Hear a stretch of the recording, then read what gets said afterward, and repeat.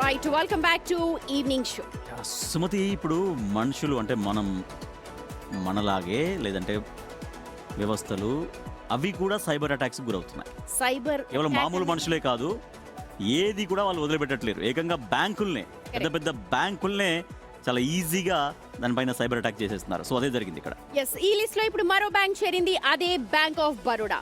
Bank of బరోడాపై cyber దాడి జరిగింది అంటూ వస్తున్న వార్తలు ఇప్పుడు తీవ్ర కలకలం రేపుతూ ఉన్నాయి. బ్యాంకు సర్వర్లలోకి చొరబడిన హ్యాకర్లు దాదాపు 1 టెరాబైట్ డేటాను దొంగిలించినట్లు డార్క్ వెబ్ లో పోస్ట్ చేయడం సంచలనంగా మారింది. లీక్ అయిన డేటాలో సాధారణ ఖాతాదారుల పేర్లు, ఆధార్ నంబర్లు, రుణాల వివరాలతో పాటు సేవింగ్స్, కరెంట్ అకౌంట్స్, ఎన్ఆర్ఐ తో పాటు కార్పొరేట్ బ్యాంకింగ్ కు సంబంధించిన కీలక పత్రాలు కూడా ఉన్నాయంటున్నారు. ఆధారాలకు బలాన్నిచ్చేలా కొన్ని డాక్యుమెంట్ల స్క్రీన్ షాట్లను కూడా ఆన్లైన్ లో పోస్ట్ చేశారు. సో కాదేది కవిత కనహరం నాకు గుర్తొచ్చింది. అది చెప్పలా అదేంటో, కుక్కపిల్ల అగ్గిపుల్ల సబ్బు బిళ్ళ, కాదేది కవిత కనహరం అని శ్రీశ్రీ.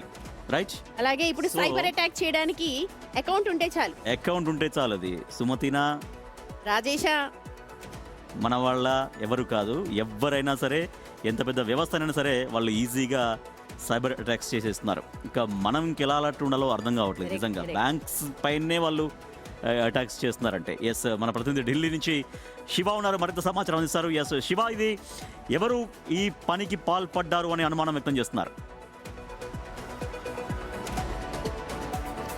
రైట్, ఇక బ్లాక్ వెబ్ ద్వారా ఈ హ్యాకర్లు దాడి చేశారనేది కూడా ప్రధానంగా తెలుస్తుంది. అంటే బ్యాంకింగ్ రంగంలో డేటా భద్రతపై తీవ్ర ఆందోళన నెలకొంది. దానిలో భాగంగానే బ్యాంక్ ఆఫ్ బరోడాకు సంబంధించిన డేటా అంతా కూడా దాదాపు 1 టెరాబైట్కు సంబంధించిన ఆధారాలన్నీ కూడా వారు సేకరించారు. అంటే లోన్లు కానీ, ఖాతాదారుల వివరాలు, లోన్ దరఖాస్తులు మొత్తం అన్ని కూడా హ్యాకర్లు ఆన్లైన్లో కూడా దీనికి సంబంధించిన వివరాలన్నీ కూడా పోస్ట్ చేసినట్టుగా తెలుస్తుంది.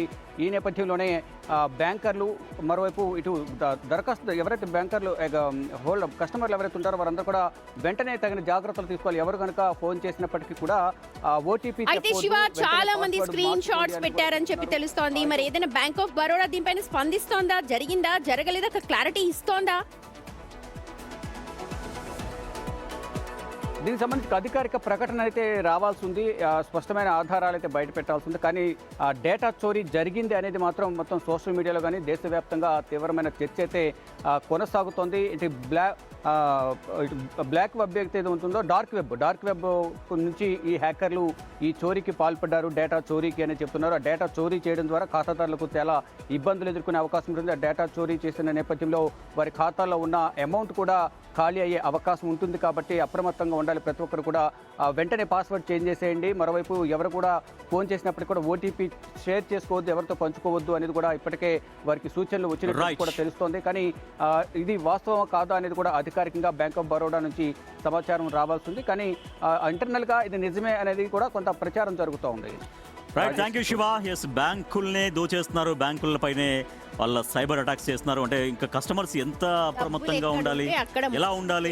రెడీగా ఉంటున్నారు. ఇప్పుడు మన ఫోన్కి ఏదో ఫోన్ వస్తుంది, మేము పలానా బ్యాంక్ నుంచి మాట్లాడుతున్నాం అంటారు. నిజంగా బ్యాంక్ ఆఫ్ బరోడానే డిస్ప్లే అవుతుంది.